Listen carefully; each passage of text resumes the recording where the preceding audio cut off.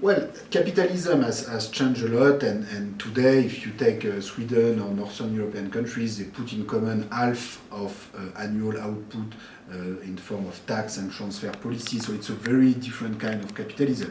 You can call it welfare capitalism, you can call it more egalitarian society.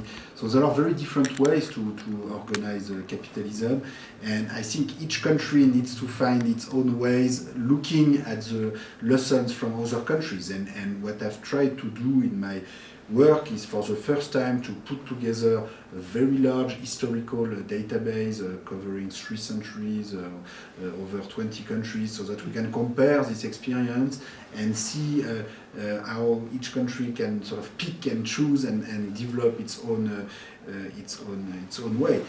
Keeping in mind that some of the challenges that we have in front of us, of course, are new challenges because you have new forms of inequality, new form of property, like intellectual property, patent law, immaterial capital raise new issues which are not exactly the same as when we talk about land redistribution or land reform. But I think in all cases there is always a lot to learn from this historical experience, and probably the one sentence lesson is we don't need 19th century inequality to grow in the 21st century.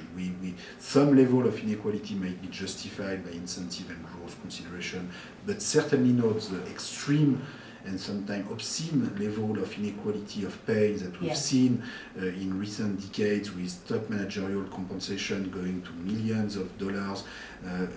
You just don't see the positive effect of this in the performance, in the job creation. This is just wrong. The idea is that you need to pay top managers 100, 200 times minimum wage in order to get them to work, and that otherwise they will just not do the work. It's just, that's pure ideology. That's not consistent at all with the historical data that we have, which shows that you can develop with reasonable, not extreme inequality levels.